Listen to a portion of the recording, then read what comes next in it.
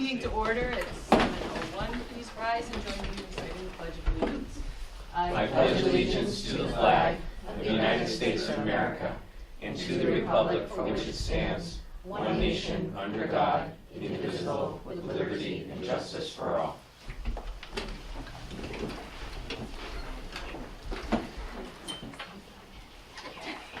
A motion is needed to approve the agenda. Make a motion to approve the agenda. Second. All those in favor? Aye. We need a motion to approve the special school committee workshop minutes from Saturday, January 26, I'll 2019. make a motion to approve the special school committee workshop minutes of January 26th, 2019. Second. Okay, any discussion? Hearing none, all those in favor?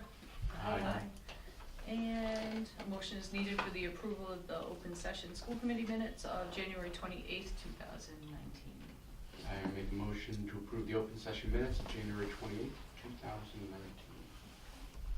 Second. All right, is there any discussion? Edits, amendments? All right, hearing none, all those in favor signify by saying aye. Aye. And it's approved unanimously. Next, we'll pass over student comments. Yeah, unfortunately Lily couldn't be here this evening. Okay, we'll miss her. See you next time. Community comments. Are there members of the community who wish to be heard?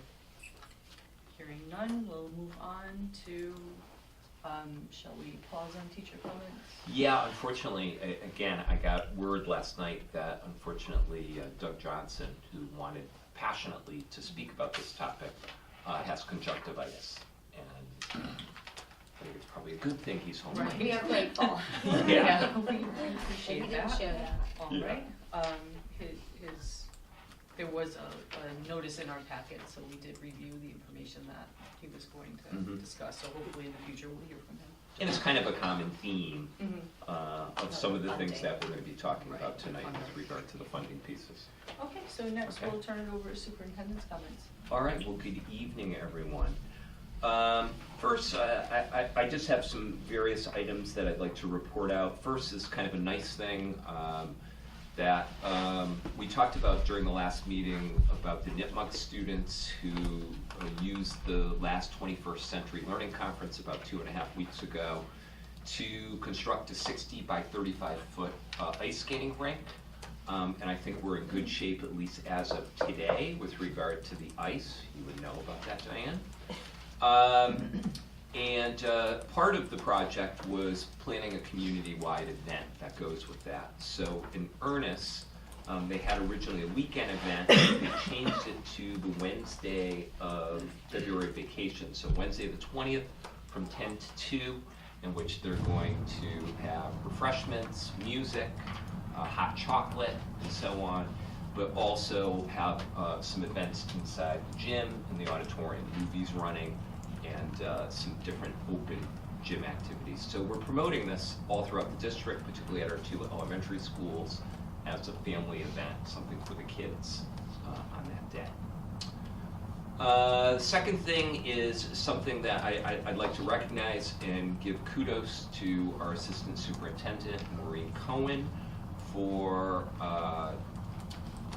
putting forth a competitive grant through the governor's office to do some work with regard to the updated social studies and civics standards. As you probably know, last summer, I believe it was, the governor passed the law requiring upgrades in civics education, and specifically a civics project to be done both at the middle school and the high schools level. So this grant of $3770 will be used to bring together particularly the middle school and the high school social studies teachers to do some upgrades to the curriculum. I don't know, Maureen, if there's anything more that you want to say about that. We've been meeting vertically anyways with our curriculum review for social studies monthly, and so this will really help further our work because our first big transition is to transition our world history that's in 8th grade to the required 8th grade civics course. So that's been a big piece of our work, and there's all of the grades are affected to some degree by the new standards, but that's our first big shift. and a lot of the funds for this will go to summer curriculum work and work outside and professional development as well, and also the development of the civics projects that they will be incorporating at both levels. So we're really pleased. A number of districts got it, but in our region, there were a number that I know didn't get it, so I felt pretty lucky that we were able to make the cut. So I'm excited about that. Okay, and I also put some information about the seal of biliteracy. With this graduating class is the first quote-unquote official class that'll be eligible to earn it. We did offer it last year, and we had a handful, about a dozen students earn it, most of which were students in our Spanish immersion program that were graduating, but we also did have a couple English language learners who also earned it. It was a little looser in its requirements because last year it was a pilot. This year they're kind of making it fast across the state. And I put kind of a thumbnail sketch of what the requirements will be, but essentially we're looking at, for students, who meet expectations or higher on the MCAS as far as the ELA component, and then really one of two different ways that we can go about doing this. One, looking at AP testing, and if a student scores a 4 or 5 on the AP tests in the target language, they're also eligible. So realize the majority of our immersion students do take the AP test as juniors, so we already kind of know who the pool is of the students. So the good news is, of the 18 AP Spanish students that took it last year, 15 got a 4 or 5. The remaining 3 scored 3s, so the results were excellent. But AP is not the only test that could be used as a bar. What we're looking at is the test known as the APPLE, kind of a forced acronym for Assessment of Performance Towards Proficiency in Languages.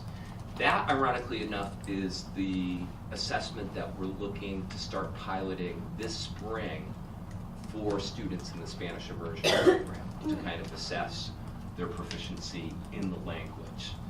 So per the requirements, what we will be doing within the next week is sending out a notice to all seniors and their families and letting them know that if they are an advanced language student and they've scored at least proficient or higher on the MCAS, they are eligible to take the APPLE test. So we're looking forward to it. We think this is something that's commendable. I think it's something, I met with all of the members of the World Language Department at the high school this afternoon, and we had a pretty detailed conversation about this. And I think they're very excited about it because they see this as a terrific tool to kind of plan backwards of their curriculum and their instruction and so on. I think, honestly, candidly, it's a very challenging bar because the piece that I think is big is the speaking proficiency, that it has to be at least kind of in that intermediate high range in order to pass the bar for the second language. But I'm sure we'll have some students that definitely achieve it. I think I also put in the background notes something that'll be different this year is it'll be a seal that's actually imprinted on the diploma that the state is actually taking care of as well. So something exciting, and I think it's something that our students can be very successful in. So I have a question. Sure. My question is like, under what circumstance would the portfolio system be used? Okay, that's great. Great question. I think it would be if a school has demonstrated that a lot of their assessments that they've given in their system of world language curriculum are portfolio based in nature. Yes, they could do that. I think they would also have to show demonstrate to the state that the artifacts in the portfolio demonstrate all of the domains that would be required through a traditional test, the domains of speaking, listening, writing, reading, and so on. But I think it's doable. So I'm thinking like, for example, if a student is on an IEP Mhm. and needed an alternative mode as opposed to a standardized test, and they would perform better in a portfolio. Correct, yeah. So Yeah. that would then be a possibility for them? Absolutely, absolutely. But I believe, as the guidance indicates, there is a bar as far as getting approval from the state that your portfolio system or Has all the your components. portfolio, exactly, Yeah. exactly. And then last but not least, you do have in your packet for the month of February, the most current FY 19 year-to-date expenditure report. I usually kick it to Jay, but before I kick it to Jay, because I probably know the words that are going to be coming out of his mouth, and it's not about snow, we've had some real significant maintenance issues. If you have a child here at MISCO, you probably heard today.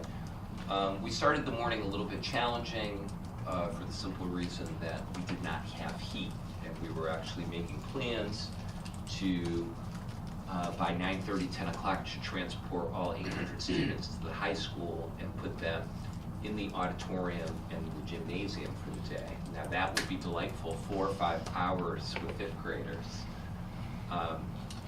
So luckily we had a contractor come out who eventually got one of the 2 burners up and running, but we still have some significant challenges as far as some of the gaskets, some of the parts that need to be replaced. And as we're going through this process, some of those expenses are really starting to rack up. I don't know if you want to add to that, Jay, but did I pretty much capture what you would have been You reporting? pretty much summed it up well. We are very challenged with what's going on with the boilers. It goes back to an issue we had a year ago that we thought we corrected, but for reasons that were not 100% clear, the boilers will not stay running. So the one that's been running all winter would not start today at all. The one that was just fixed as of Friday had just been completely redone. That wouldn't start either, but that was the one they finally got going this morning. These boilers are 3 or 4 years old. I think we just put them in, so it's not like this is old equipment. It had to do with some microbial growth in the oil that got into the filter system, and we think the lines are clogged, so I think we're still searching for the correct answer to fix it. But it's very frustrating, Lenny. That's all I can say. It's very frustrating that we keep fixing one thing only to find that that's still not the solution. And other than that, everything else seems to be on track for where it should be at this time of year. So you said you do have one running. One is running, it seems, well, so this area here has a separate heating system that's run by propane because this was an addition. You know, this was done differently than the rest of the building, but it was running all day. But there were some rooms that were still cold by noon and 1 o'clock. As far as I know, it's still running. They did get it up and running, and they were replacing little valves and parts inside. One of the guys told me that he thought what we really needed to do was basically empty the oil tank out, clean the tank and all the lines all the way through from the tank into the building. That may sound great, but that's probably not happening until summer. So hopefully we can keep the things running. The reason there's 2 is so that when one goes off, the other one runs. I mean, they're supposed to like trade off on each other, but we've had one, like I said, that hasn't run all winter. Because every time you start it up, it would run for 5 minutes and shut off. And today it wouldn't even run for 5 minutes. So other than that, I don't have any great updates on that. What? I don't know anything about snow or ice. I'll let you know in a month when we do this again how we are on snow and ice. Right now, we're great. And since it won't start snowing until 4 o'clock tomorrow, that's my prediction. Yes, that's why a full school day tomorrow is extremely important. We're gonna get anywhere from an inch to 75 inches. Somewhere in there. That's the range.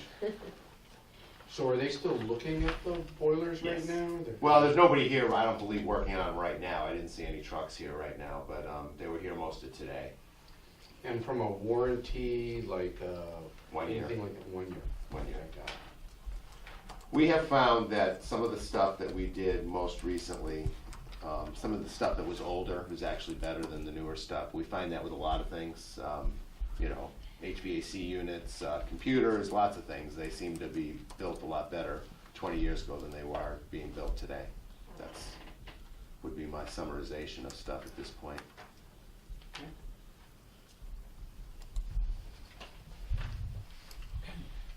All right, so moving on to subcommittee updates, budget subcommittee, FY '20 budget update. Sean?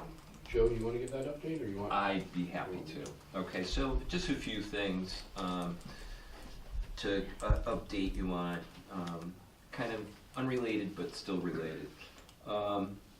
We still really don't have a great deal more clarity in where we are in the 2020 budget over some issues still to be resolved, the largest one being the renewal of our contract for healthcare insurance for next year.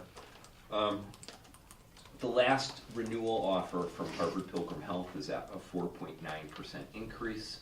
What I presented to you at the last school committee meeting was assumed a 5% increase. So obviously that 1/10 of a percentage point wouldn't make a dramatic difference. We feel like this is completely unreasonable. I listed for you what our utilization rate is, which is, in my humble opinion, very, very favorable to Harvard Pilgrim Health for the current last 12 months. So we're going to continue working on that front to get a resolution and what we believe to be a reasonable renewal rate for FY20. I had the opportunity to meet with Derek Brindisi, Upton's town manager, a couple times, and he's kind of been a liaison in speaking to both the Board of Selectmen and also the Upton Finance Committee. I've also had some email correspondence with both members, and actually a detailed phone conversation with one of the two selectmen in Mendon, and also some communication with the FinCom. There seems to be consensus on both sides and from some of the communication that it would probably be helpful to revitalize the multi-board. And then in this case, kind of usually in the month of February, I'm doing 2 presentations to each respective FinCom. The idea was to do just 1 joint presentation, but to have the school committee, the board's selectmen, and the finance committees come together.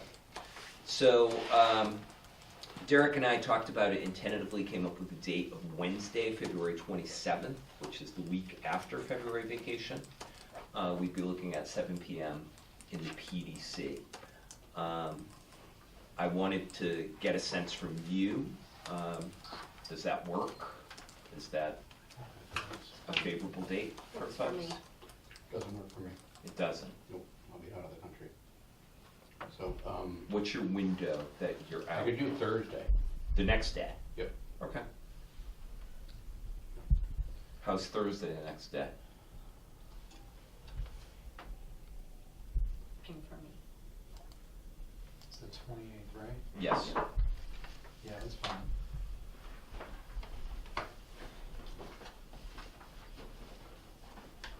It's good for me. Okay. All right, so I will propose the 28th instead.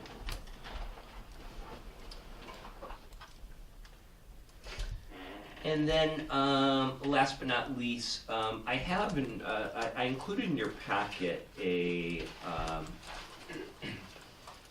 really kind of a concise, but I think meaningful executive summary, position paper on what my professional organization, the Massachusetts Association of School Superintendents, believes should be, if you will, the talking points to really stress home what the school finance priorities are,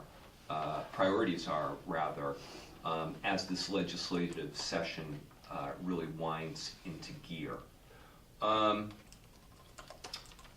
As you know, there is the Promise Act, which is the Sonia Chang Diaz bill, which will be considered, and then you also know that Governor Baker also submitted a bill to address the Foundation Budget Review Commission's recommendations over a period of 7 years. He submitted that with his House 1 budget. I would invite you to look over this document, and I think it's going to tie into something else shortly in our agenda, to think about what really should we ask for. I know it's the position of the executive committee, I do serve on the executive committee, that we're probably in all likelihood only going to get one bite at the apple. And if something is going to be done on FBRC, it's going to be done in this year and this year only. They're not going to revisit it and come up with new funding mechanisms or formulas or streams in 2 years or 3 years and so on.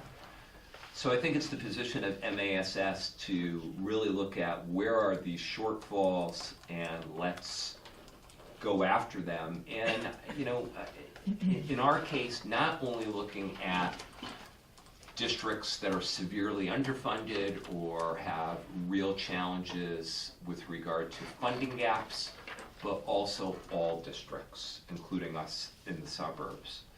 So as I say in the background notes, I really like the statement around increasing aid for all districts. And if you look on page 3, the per pupil aid, we recommend a 5-year sequence, a minimum per pupil aid. The 5-year contribution sequence should be $150 additional per pupil per year. Okay? You know, to put it in perspective, since FY14, we've pretty much ended up at either anywhere between $25 to $55 per kid. Okay? If we were in the ballpark of $150 per kid, you know, I think I crunched some numbers for us. This year in Chapter 70, with that $20 per kid, we're getting $44,200 in additional Chapter 70. If it was $150, we'd be getting $330,000 additional in Chapter 70. So it would be an enormous relief.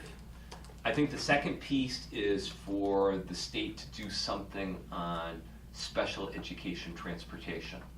Okay, I think it's very, very interesting that one of the, if you will, benefits, one of the advantages of being a regional school district is the regional transportation reimbursement piece, but we don't receive a single penny for what we pay in special ed transportation.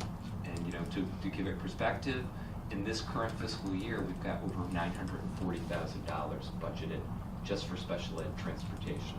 That's a really significant piece, and I think I put, you know, for the last year that we have state data, it's about $148 million is for special ed transportation. So it's a real significant piece. Think about where we would be in dealing with our proposed FY20 deficit right now if we even got 50% reimbursement of what we're paying in special ed transportation. So I think those are two of the real high leverage issues. We'll talk about in correspondence, we got very nice correspondence, joint correspondence today in the mail from all 4 of our legislative reps, both state senators, both reps, asking for a resolution and being very specific in what our asks should be as they go through this legislative cycle. So read it over at your leisure, but I think it's a good tool for our discussion points.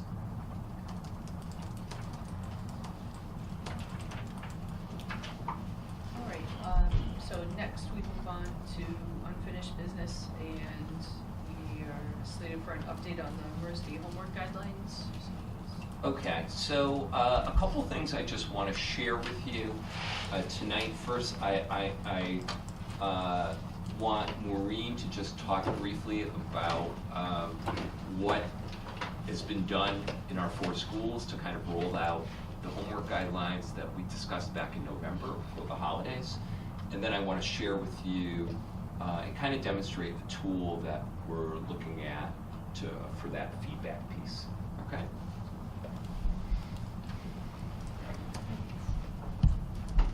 Everybody. We wanted to give an update. So the last time we talked about this was, I think, probably going back to maybe December. And we had mentioned, when I gave the presentation and talked about our implementation plans for this coming year, in the last month, we've had a lot of meetings that have been taking place in the faculty meetings and department meetings. So just wanted to give you an update of some of the work that the teachers and administrators have been doing around the homework guidelines. So going back to the end of November, the guidelines were shared with all of the educators district-wide. And then we had a smaller group that got together in December and developed a packet of series of homework protocols. I'm going to just give you a brief sample of that in the next slide. That could be used in either faculty meetings, department meetings, grade level, so they could pick and choose and decide what would be a good fit. So we gave them a number of protocols, and many of those protocols we used in our homework committees. And then in January, some of the homework protocols were used in faculty meetings at the elementary and beginning of the middle school meeting just recently, and departmental meetings at the high school, grade level meetings at the elementary school, and I also used it when I met with the curriculum assistants as well.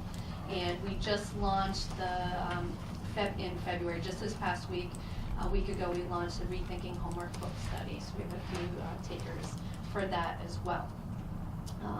Some examples of the homework protocols that we use either in the homework committee when we elaborated some of the ones that have been used so far, the homework guidelines carousel, which is basically a series of questions. I saw that I actually witnessed this at Memorial in action at a faculty meeting. It was one of the first times that they discussed it as a faculty, and some similar questions have been used at Clough as well. And others, some smaller groups have read the first, one of the first chapters of Rethinking Homework is all about the culture of homework. So it's a really good chapter just to have background and history of kind of what led to it. So there's 3 levels of text protocol that was used with that. Some of the departments at the high school have used the homework slice where they start to bring in samples of homework. And that's something that I've done in the past with our curriculum assistants and department chairs as well. And one of the first activities that we had done, which was really helpful for kind of building understanding is, and I think I talked about this at my last presentation, was kind of assessing your own experience in the past, yourself as in relationship to homework, but then bringing it forward to how has that changed over time and how has research and our experiences, how have we adapted our practices. So those are some we haven't used yet, but are models that we can use later on to track.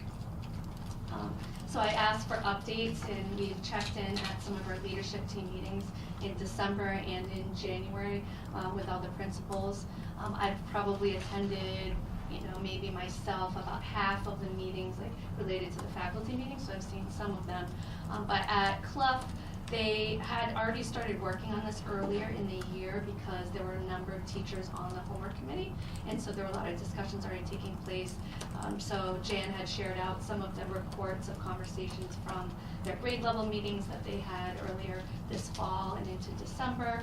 And in most cases, they've reduced the homework at the elementary level in Clough. They've reassessed what's meaningful, and they've done a better job of communicating to parents and started to roll out what those homework guidelines were at some of the open houses at some of the grade levels. So they're still meeting on it, but felt that in a lot of places there already had been movement at Clough because we started talking about this last year.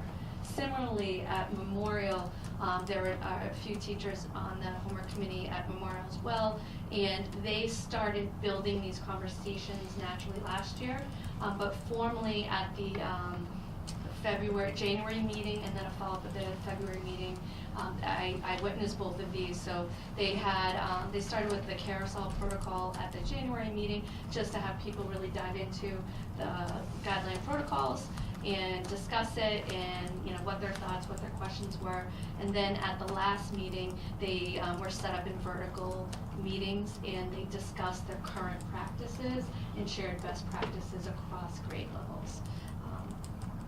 At MISCO, there's been work at the MISCO department meetings. They've read the guidelines, identified their strengths in practice and how they align with the guidelines. And they started to identify areas where they could use support from colleagues in understanding or implementing practices or making changes in practices.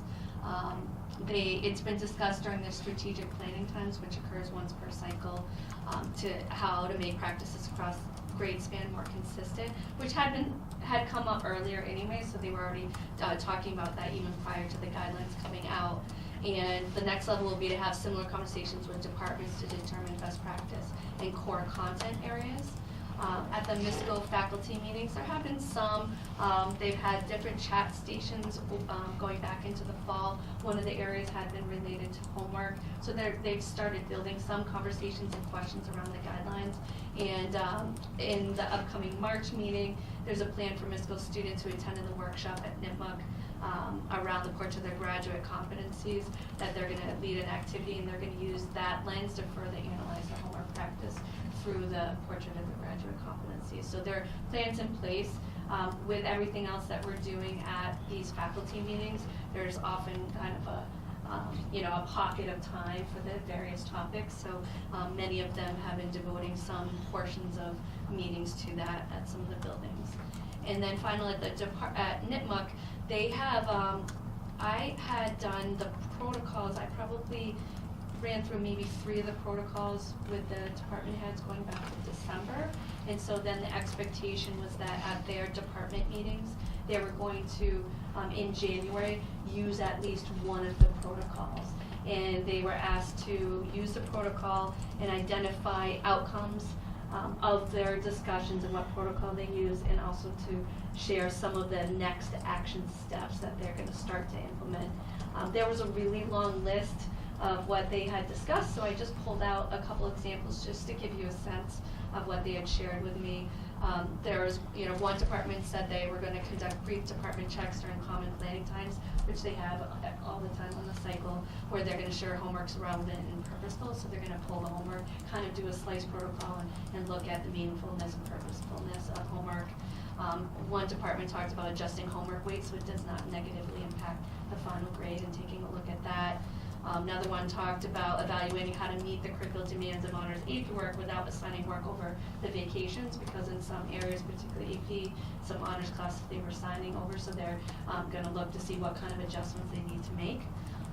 Evaluate current homework practices in the department to determine the amount and type given, and so they were going to see, what's everyone doing, and kind of everyone bring it to the table.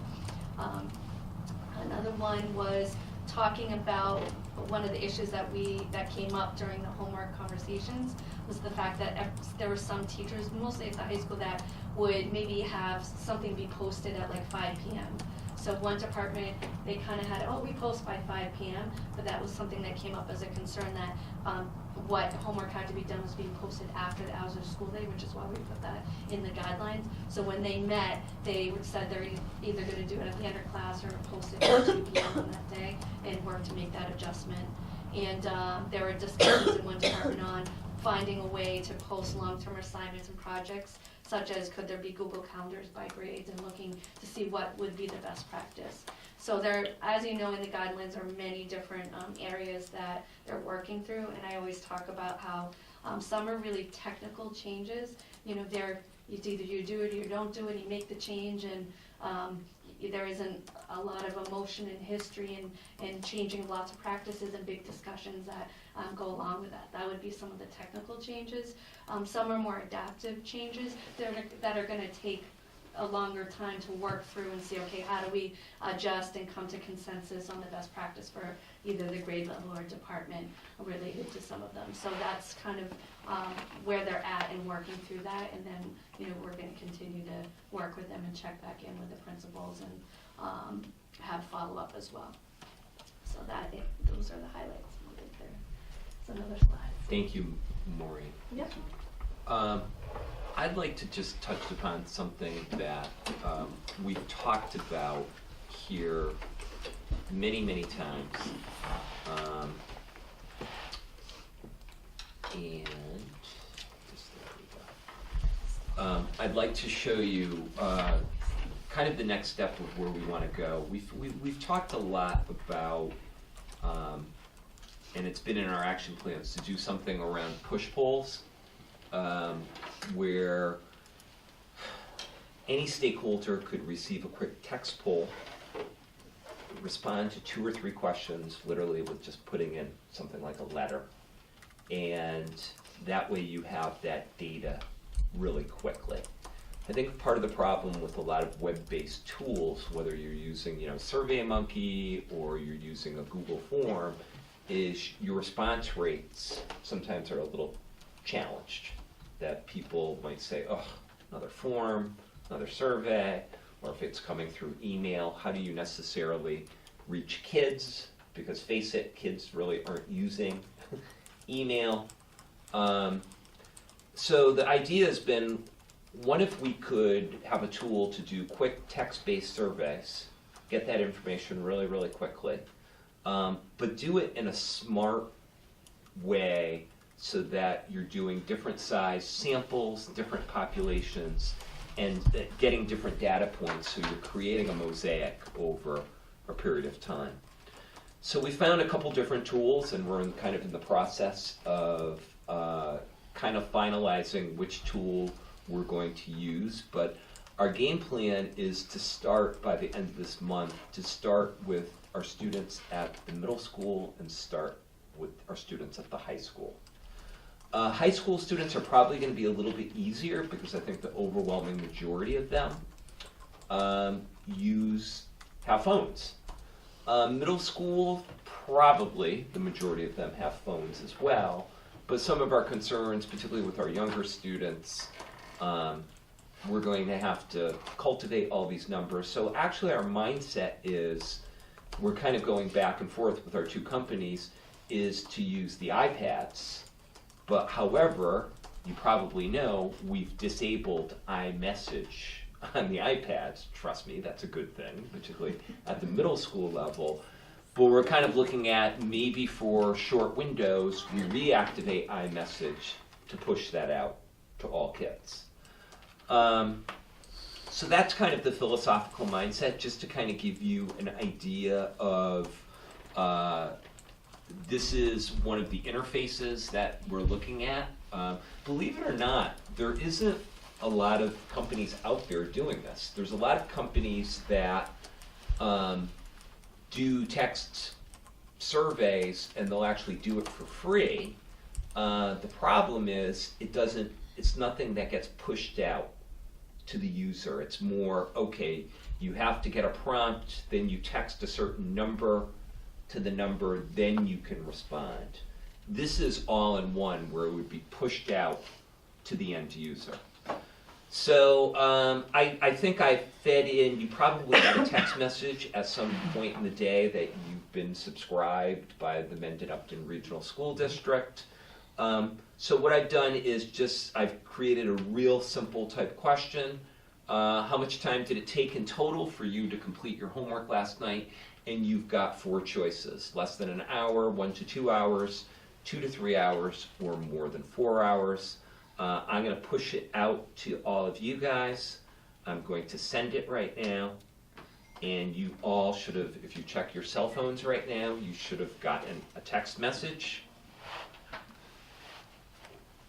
that includes you, Jay, Mo, and Dennis. And I ask that you respond to it.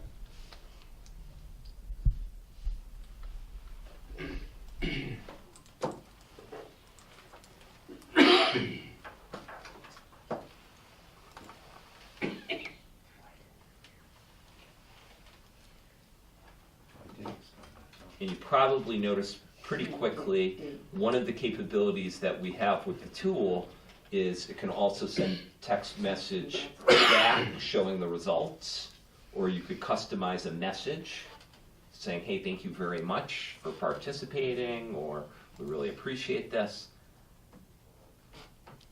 But the beautiful thing is, in real time, it shows exactly how many responses. And realize we had a very, very small pool here of about 9 or 10 people, but you're getting that instantaneous feedback.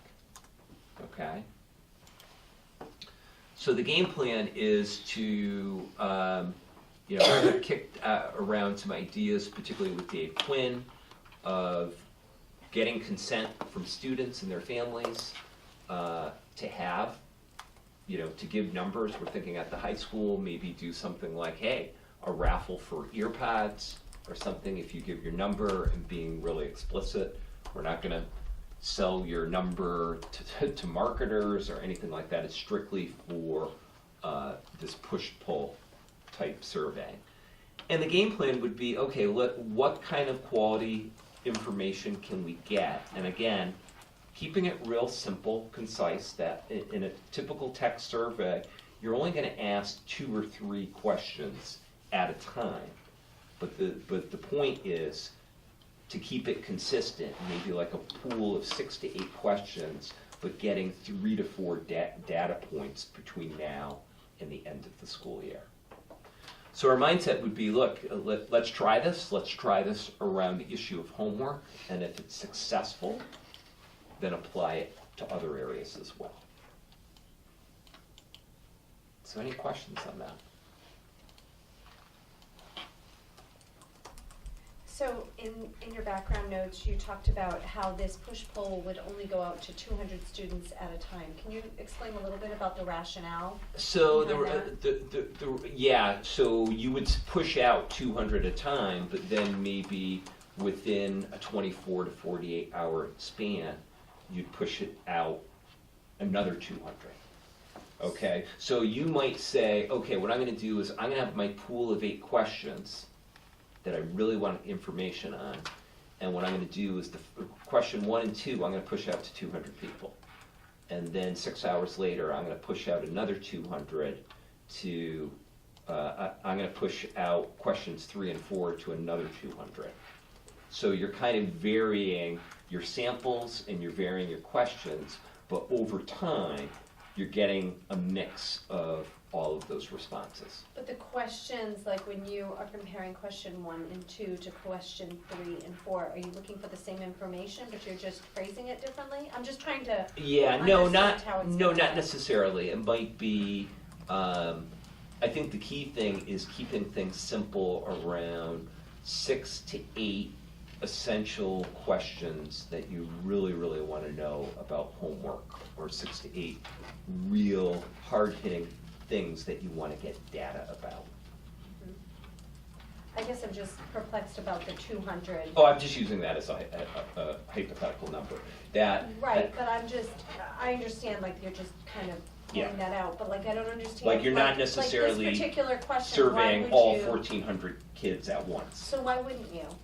If it's going out as a text? I guess I'm just trying to understand the rationale behind, like, because if you're only asking 200 kids, are you assuming that that's going to be a good sampling of what's going on behind the scenes? So my understanding of it is that if you have the ability to survey 200 students around a particular topic, you may want to take that sample size and use it against specific qualities of students. So students that are performing at honors level, students that are performing at below average, students that are performing in the middle. So try to differentiate, because if you spread that all out as a broad sample, it waters down the end result by the category of student you're trying to pull. So you get pretty good coverage of a section of students by having 200 of them, right? So if you go after, let's say, the AP students, what is their experience? And have some questions at all the AP students. And then if you have, So that's your 200. then maybe, Possibly. yeah, whatever. So it's targeted, it's not Well, random. it allows It you could to be. target. It allows you to target, and they could do a broad survey if they want. But the idea is, have a set of questions where you can start to, and as Joe was saying, like a set of representative metrics, where you can then start to say, what do different communities of the students start feeling, and can I break that down by by student community to see if there's any impact. Disaggregate it, yeah. Yeah, so that's the idea. Instead of watering it down, because you get, yeah, I'm satisfied with homework. And that might not be the case for a certain community of students. So you start to get a broad idea of what's going on in school, and then you start to disaggregate and then come up with specific problems in different communities, what the student experience is for different sets of students. And it's something that's also recommended in thinking about response rate. You know, this particular company does a lot of their piece in the corporate world, and they actually have studies that show response rates of answering to a quick push-pull, higher response rates if you keep things real simple. Like if you know, the difference in a 4-question text pool versus a 2-question text pool is something like 10 percentage points in response rates. Oh, I So completely get that. So there's a total Less is more. method behind the madness, and it's almost kind of like it's the old school Twitter tweet.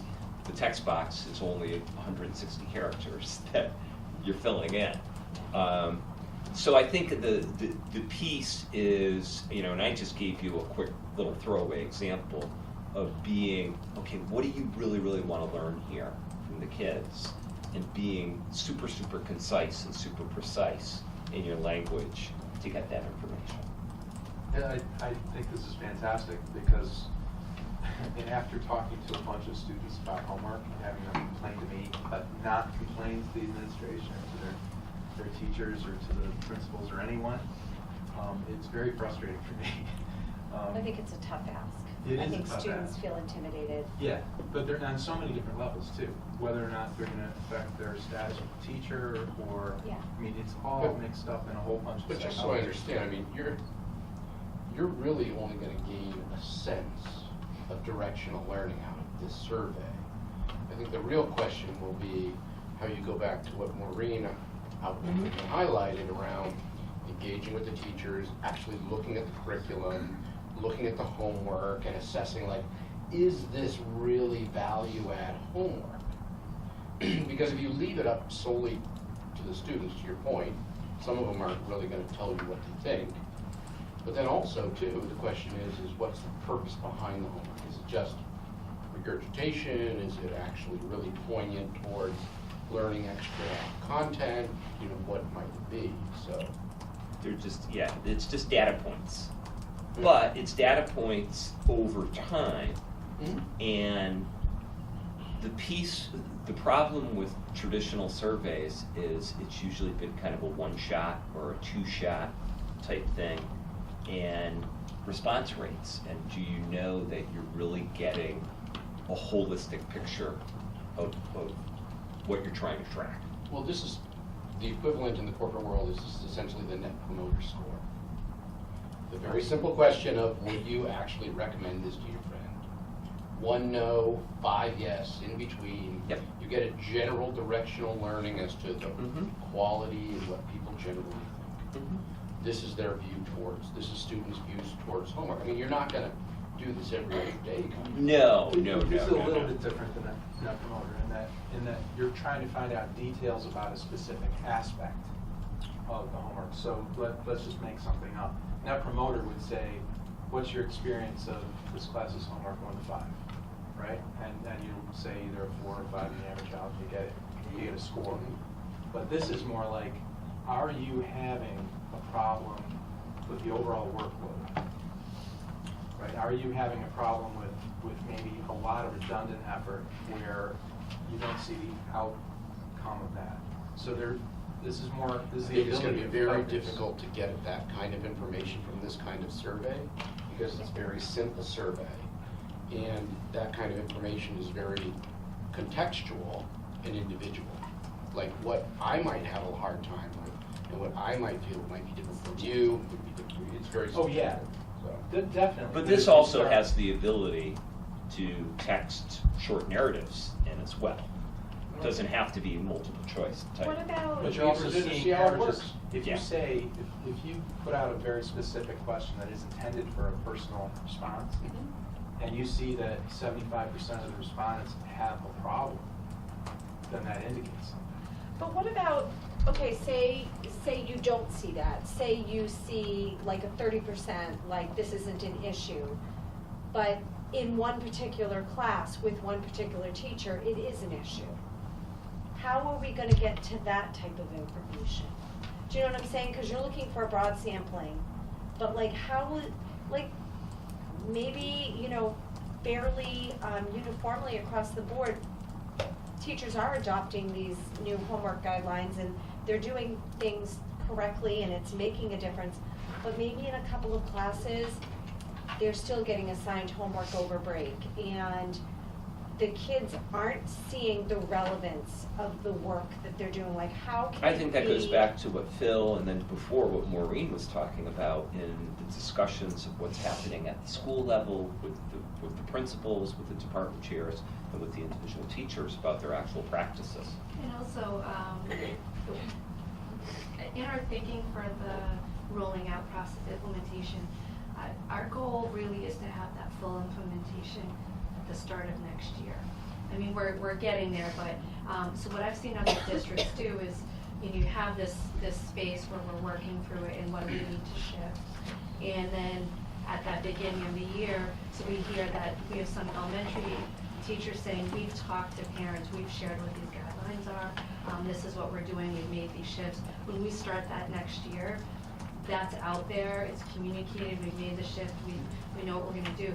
And it's, I would say that's really when the rubber meets the road, that that feedback from parents, from students, from a follow-up survey, like have we really made a difference? So we were thinking by the end of this year, we were gonna do a full survey, similar to what we did in the spring last year, of some similar questions. So one area we can track that data separately too, of with parents, students, all the stakeholders, and we'll see, is it exactly the same? I would hope that it would have moved already, but then it would be that full implementation by the fall, and I think we'll get even more specific feedback. We get a lot of that at the Food for Thought luncheons with students, and we try to steer them away a bit of, directly naming a teacher, in an open session, but they may come up where we may, ask if there was something specific that they said. But we have been able to be exposed to things that maybe we didn't know were going on with different practices that we could follow up. So I've seen that in action at some of those meetings too with the students through conversations. My basic kind of point is more about, as we look at this is a great tool for getting direction on there quickly. You can survey parents, but it has to be kept at a fairly simple level because of the mode and the medium by which you're collecting the data. Well, yeah, the problem could be, you could, once in a while, ask a narrative type question, but then once you have those results pouring in, having to code it and... It's my voice to text conversion. Exactly. I don't think that's what this type of tool is for. It's not for It's narratives. direction, it's not for that. It's Yeah, for- I don't it's- think that's what this is for. It's for gaining a sense as to Yeah. what you're doing. Yeah. I see that more of a narrative tool is something that perhaps a teacher takes on themselves. In fact, my kids, while at MISCO, have gotten homework surveys from their teachers saying, hey, how am I doing? Like, I think that's more the tool. Mhm. Like, knowing that that teacher wants to make sure that they're getting it right. Yeah. And that their students aren't. But like, this is, A, B, C, or D, it's like Phil said, it's directional. So there is a really important, technology-wise, having the Google Calendar, where everybody can see the homework that's coming up in the future, even just a very simple outline that says, here's the time frame in which I want to assign this project, is a massive change that's going to affect everybody. So they're going to be able Meaning to that figure there's out. some coordination. Oh, yeah, my God. So to have a child say, oh, I've got all these classes, it's coming through on Google Calendar, and I can see I'm gonna have a problem around February break. That is a massive change that will affect everybody, hopefully for the better. Hopefully that doesn't allow the teachers to put more in vacation. So this is just kind of a broad question around Google Calendar. Do we, at any point when we're handing our kids iPads, are we teaching them to kind of plan using Calendar, iCal or Google Calendar? Like, cause I know my kids have never used it, but I like live by it, and it's like my planning tool, and it helps me see into the future and plan accordingly. Like, it's such a invaluable tool in my opinion. I'm just wondering whether at any point we're introducing it to children and students as a way to kind of get at what you just talked about, Sean, like that pre-planning, like, oh, that's gonna be a tricky period, I better start working on that paper, that whatever, or studying for that test now. Yep. When they use Classroom, the calendar's linked to Classroom, so when assignments get put in, they automatically show up in the calendar, in that Google Calendar. Now, to answer your question, how much are students using that, I don't actually know, I never asked Well, that, so but, it's but it like- automatically, like, when I run all my book studies in Google Classroom and I put all the assignments in, when I click on my Google Calendar, all of them just show up in the calendar. Right, So, right, same here. and they're using, now that we've shifted where it's across the board, we're using, or should be using Google Classroom in all the classes. That's one method for it to all feed in, at least to the student's individual calendar. Yeah, but they don't update those things until it's assigned today. What they'll do is they'll assign it. Unless they put it in advance and schedule it. Yeah, they're typically not doing But that. but I think That's that's what what I do. Maureen's saying is Yeah. what we'd like to go to. That's right. Yeah. And I think that was one of the conversations and Yep. speaking pieces. But one of the things that I feel like we started in elementary school and that we did really well here, at least in my opinion, is using an agenda. And I feel like by the time you get to 5th grade and you hand students an iPad, you're handing them an iPad so that paper can kind of go away. I couldn't agree more. And I feel like we should be in some way, shape, or form, teaching our students how to use, like, I've tried to get them, actually at the very beginning of this year, and I was a complete and utter failure. Like, my kids are still not using iCal or Google Calendar for planning, but I feel like from the moment we hand them an iPad in 5th grade, if we're saying, hey, this replaces your agenda. And look at all these quick links, like you can put the assignment in and it goes right to the explanation, but we're starting to train them with a different mindset, with an iPad mindset or a Google mindset, I should say. A digital mindset versus using paper. Yep. Because I feel like that piece got dropped, not completely, because throughout MISCO, my kids are still using a paper agenda. But I feel like, wow, when they have this amazing tool sitting in front of them. Or, So by just the a way, lot. and by the way, the feedback to the teacher on what each individual kid's situation is extremely valuable. Now you're moving into more of a personalized learning environment, which is kind of one of the objectives we wanted to target for in the future. So I like that. That's very cool. So the surveys, I really like that, and I like where we're going with the Google Calendar. Okay. Okay, so next we move to old business and revising the 2018-19 Thursday calendar. Two dates were inadvertently omitted Yes. for parent-teacher conferences, early release days, March 20th and 21st. So we'll need a motion to amend the 2018-19 Thursday calendar to include March 20th and 21st as parent-teacher conferences. Motion to amend the calendar for 2018-2019 for parent-teacher conferences on March 20th and 21st. 20th and 21st. Second. Sure they're not the 25th and 26th? I'm It's sorry. next year. That's next year. Okay. Thank you. All right, was there a second? I second it. Is So there does this discussion? adjust? I guess my question is, so you didn't send out this year's calendar? No, It I did didn't not. go out. I did Oh, not. okay. That's why I didn't. Yeah. Sorry about that. If that was So you sent confusing. out next year's calendar? Because the next agenda The item next is next is year's next Yeah, calendar. we're on Yes. old business, we'll Okay. move to new business. All So right. this is something we already approved that we're Yes, amending. you're just approving an amendment, that's all. Okay, so the motion's been made and seconded. Is there any further discussion of adding those to early release days? Does it push out the end of the year? It doesn't touch it a single bit. It's only a half day. It's It's not my spring Calendar break. to look at, so I'm just asking. But probably after the next 2 snow days because of the 75 We're inches not of gonna snow that have we're any gonna snow get. days. I thought it was 1 inch. Either or. Either or. Okay, the motion to amend's been moved and seconded, no discussion has been continued on this one. All those in favor signify by saying aye. Aye. All those opposed, nay. And the motion carries unanimously. Next, we move to new business, and that is the approval of the 2019-20 Marcy calendar. Any, It's a standard calendar. I think, as I said in the background notes, the only thing that really kind of represents a change, and I think, Kelly, you'll be happy about this.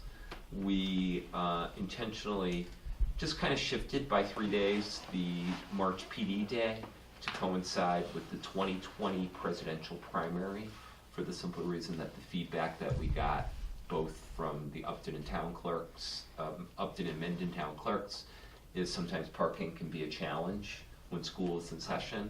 And we anticipate now with, 57 Democratic candidates for One for every inch of president, snow. that presidential primary might be a really busy day as far as voting. I don't know.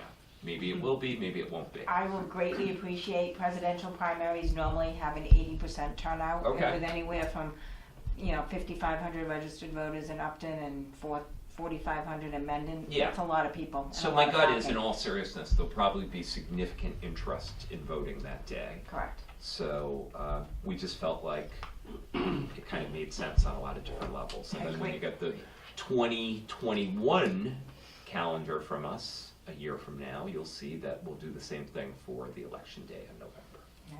And I would just like to comment, other school districts do not work with their town clerks, and I just want to express my appreciation that you do work with us, so it's easier for the school days as well as for the administration of the elections. okay, so a motion is needed for the approval. Before we have a motion, Yep, sure. I have one topic. I know Hey, where Joe you're knows going, exactly where I'm going. because you're a Um, heretic. No, I'm not. I guess my question is, we have a policy for dealing with religious holidays. Mhm. For those people that deal it, we only have one religious holiday on our calendar, which is Good Friday. I don't understand why we have it. I as a Catholic who follows Good Friday and Easter, I get it. But at the same point, we have no other religious holidays, and if people need to take it off, it's an excused absence. So it's not an issue. I guess my question is, I don't understand why we have it, why we should have it on the calendar. I don't mean to make, I just asked the question. It should be something maybe we look into, because it would shorten the school year if people are. So there's 2 different approaches to this. There's approach 1 that we could completely mirror BVT, and I believe BVT does a half day on that day. And the mindset is that religious ceremonies do not begin anyway until 12 noon. Mhm.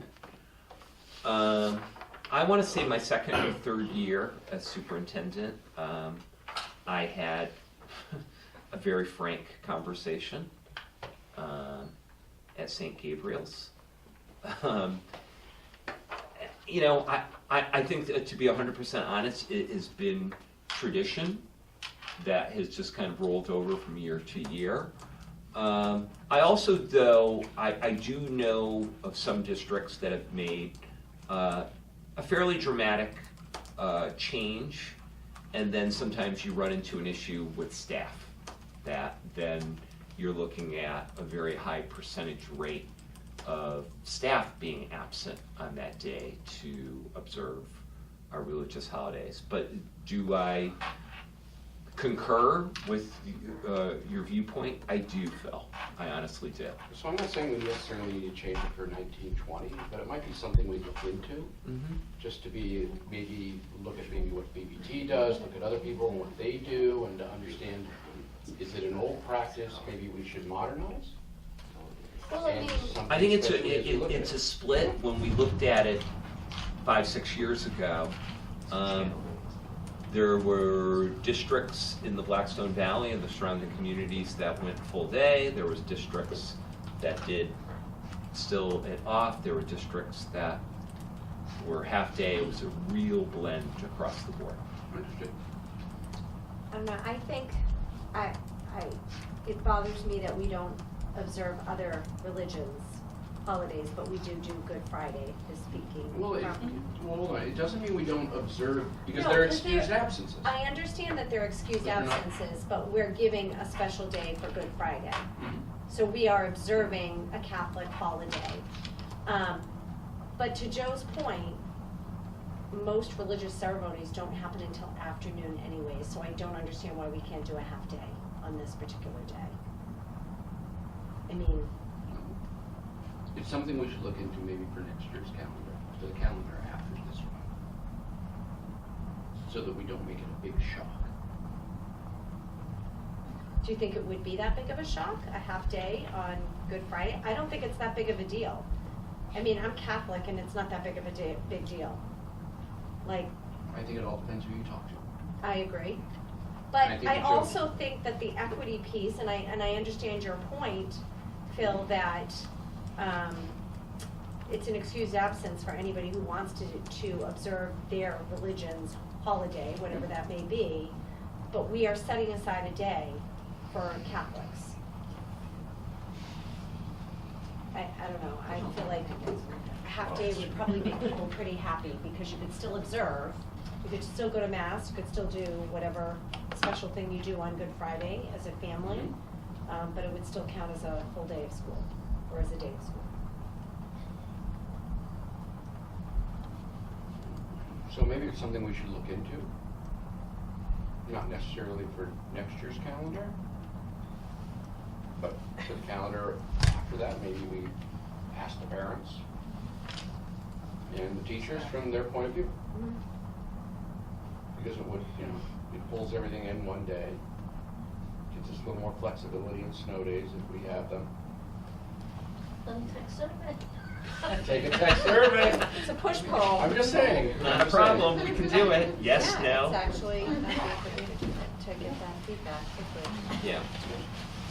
Okay. Mhm. Good job. I think, yeah, mine as well. All right, so is there a motion to approve the 2019-20? I make a motion to approve the 2019-20 University calendar. Second. Okay, any further discussion? Hearing none, all those in favor signify by saying aye. Aye. Those opposed, nay. The calendar is approved. I already said that. The calendar is approved unanimously. Next item on the agenda is correspondence. The committee received a very heartfelt thank you note from Marie Brigham, the Golden Apple recipient, so it was very nice to read.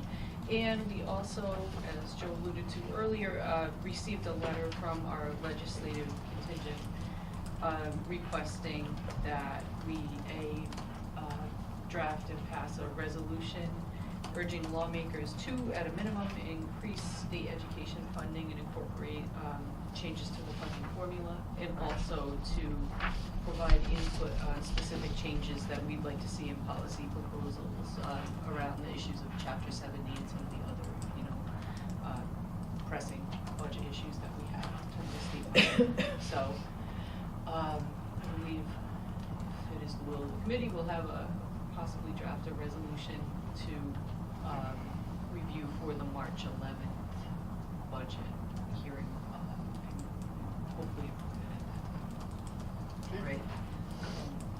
Any other comments on that?